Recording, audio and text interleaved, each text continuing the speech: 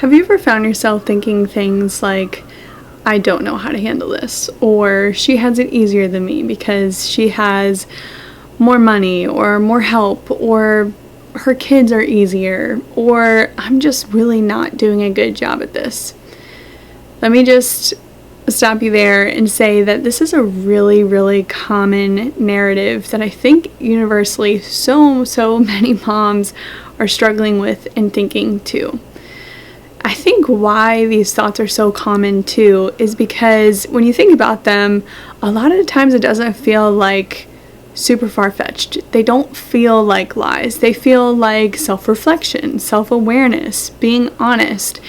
And I just want to make this video to comfort you and also challenge you to look at what is very clearly a tactic of the enemy with this, because these thoughts are lies, and the Bible is our go-to resource, obviously, for truth. And I have pulled a couple of verses here that I'm going to share with you guys to combat these lies, but I want to break down these main 3 lies that I feel are the most common to really kind of attack us as moms.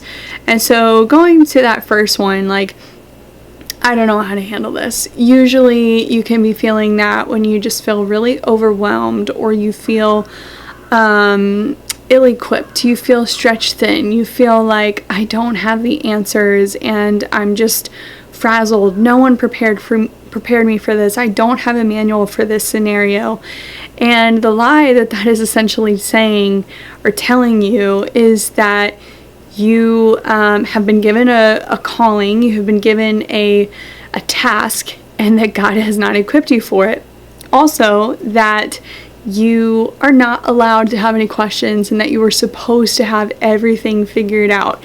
And so I want to just encourage you, like, this isn't me saying you should know better. This is me saying, like, this is a thought that a lot of us have, and it's heavier than it needs to be, because God does not require us to have it all figured out. He equips us. And so in James 1:5, I wrote down here, now if any of you lacks wisdom, he should ask God, who gives to all generously and without criticizing, and it will be given to him. And so the lie that I can't handle this kind of assumes that you're on your own, you're left to your own knowledge, you're left to your own strength and your own ability. And this verse directly says that, essentially, like, lacking wisdom is expected, and that God is a generous God, and that he is our source of knowledge and of strength. And so it's not like he's disappointed in you. He's just actually he's waiting for you to ask him to fill you. And so it's really an opportunity anytime that you start to feel that, to go to him and let him be, who he is for you, which is your ultimate source of strength. And so, guidance is, I think, a really huge part of our dynamic with God, and it's available in the moment. It's not like he's going to guide you after you figure it out on your own and you fail, And so I really like the thought with this verse that it just, the lie is kind of telling you, like, you should already know, and scripture is basically kind of encouraging you, like, hey, no, you don't have to know, and it's okay to ask. Actually, I'd encourage you to ask. The next one is, which I think is super, super common. I know that I personally found myself wrestling with this a lot early in motherhood, is this idea that she has it easier than me. The she can be someone you actually know, a family member, someone who's further along in their motherhood journey, someone on Instagram, someone on Facebook, someone on YouTube, someone on Pinterest. And sometimes it's also just this hypothetical, sometimes it's not even a very clear, specific, like, oh, I'm comparing myself to this individual. And it's more of just kind of this broad, preconceived idea of what you thought motherhood would look like for you. And basically this expectation, this imaginary version of what motherhood should have looked like for you is essentially something that unfortunately you're subconsciously comparing yourself to and then getting disappointed or frustrated by all the time. And that was actually me. And so I think some of the few things that, can make this a really common thing is like when you feel like, oh, well, this mom has more help than me, she gets more time away, or she can have help with the kids and do this task and do that without interruptions, or, she has more money, and so that is a true statement, and that, yes, like having more money does allow you the freedom to maybe have the help or something. And so usually those two go hand in hand. It's like, well, I don't have the money to do that. I don't have the money to send my kid here or to have someone come here, and I don't have the money for that gym membership, and so I can't do XYZ. Like it's a huge rabbit hole.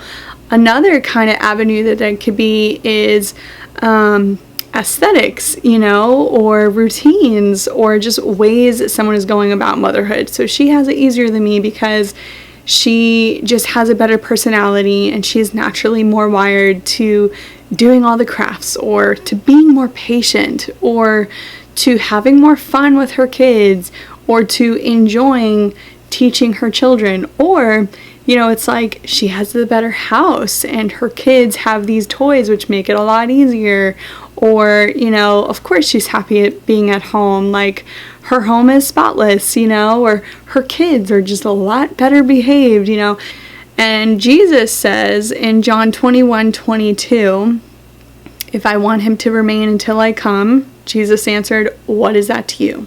As for you, follow me. And this is a verse that was intriguing to me because it's kind of just like Jesus is pretty much just like, why are you worried about this person? It does not matter. It doesn't matter what I've called them to do or what their journey is looking like.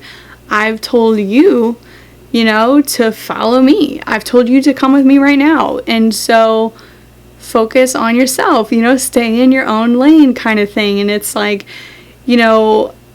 comparison is kind of one of those things that I think can really distract us and pull us away from our own calling, and really have us looking at someone else's cards and essentially being jealous, and it's natural, but it's really unbiblical.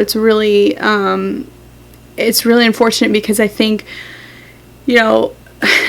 it's like someone else's path for us ultimately is really irrelevant to our obedience to our calling that God has for us, because every calling and every story and journey and purpose and plan that God has for everyone is going to be unique, and so it's just it's distracting us from what God is asking of us, and ultimately that's that's a waste of time. That's not helpful. The last one I think is super common as well is just, I'm not doing a good job.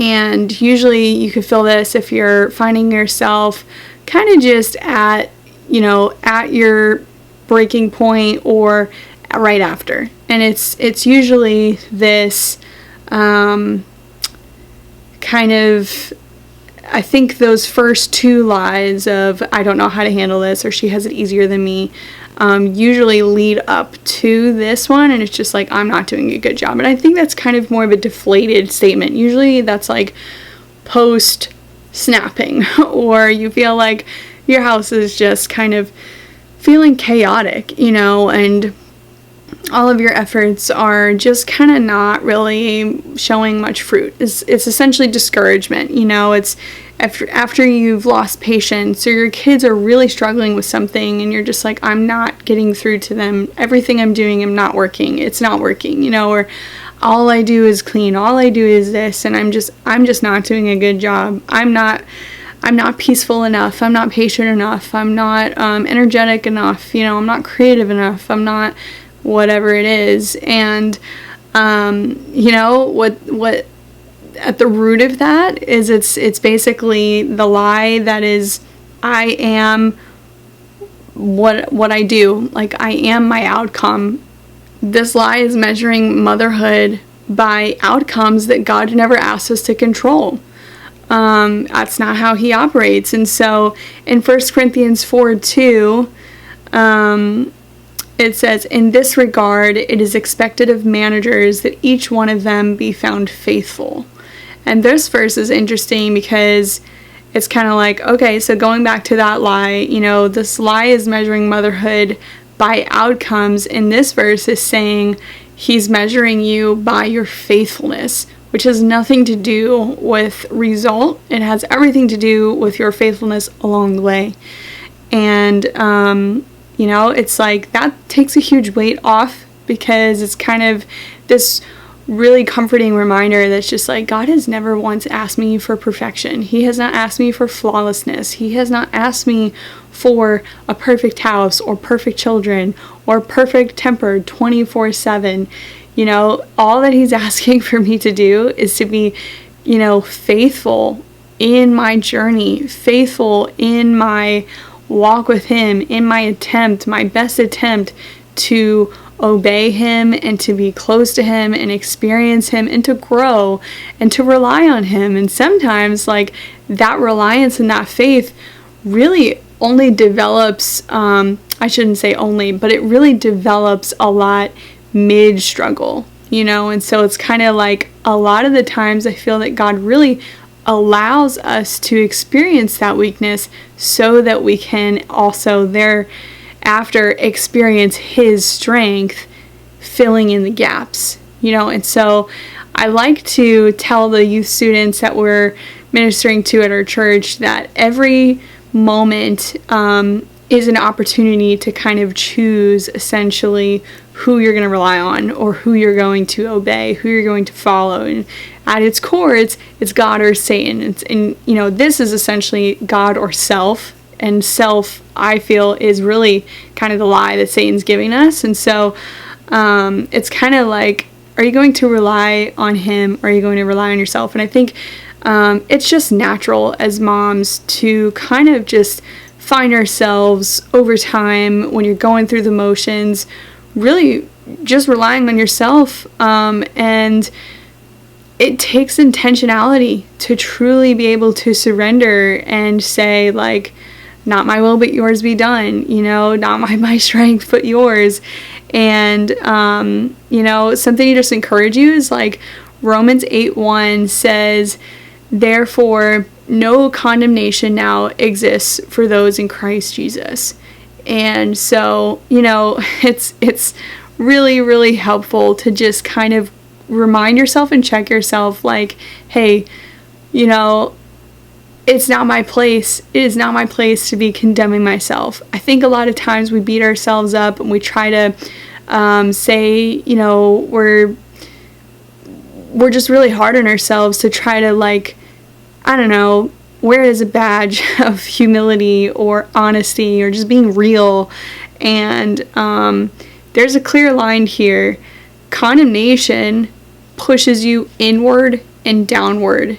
Conviction should draw you closer to God, should push your focus upward. And so, it's kind of like a good thing to keep in mind is just, of course, the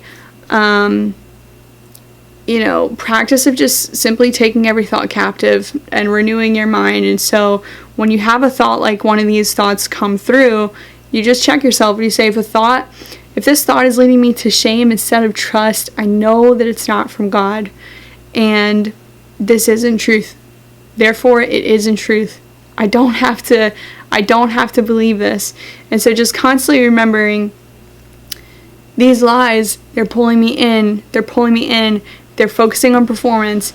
They're focusing on comparison. They're focusing on control. God never once asks us to do that.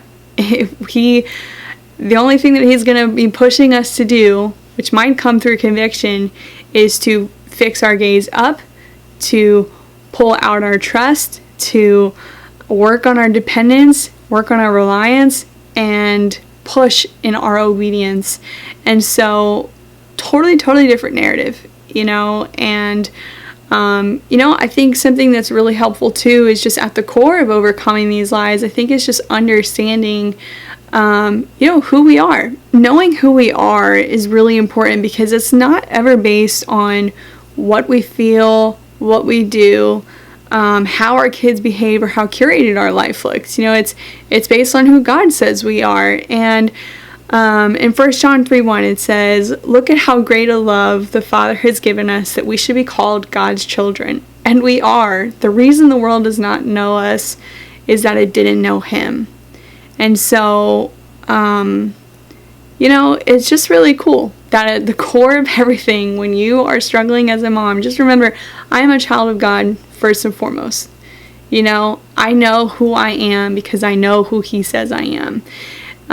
That's literally why I wrote my devotional. Not to give moms another thing to do, but to help us just sit with truth long enough to really just kind of replace those lies that creep in quietly but can really, really rob us of a lot of joy and courage. And, essentially our main task in motherhood is to know Him, to love Him, and faithfully love the people that He's given us in our family. And everything else, the strategies, the systems, the aesthetics, the ways of going about the specifics, it's additional. It's all plus. It's not that's not the focus. It's not foundational. That has nothing to do with who you are or what God thinks of you. That's just how you're going about stewarding those things. And there's importance to them, but it should never be something that, again, brings you shame, brings you distance from God.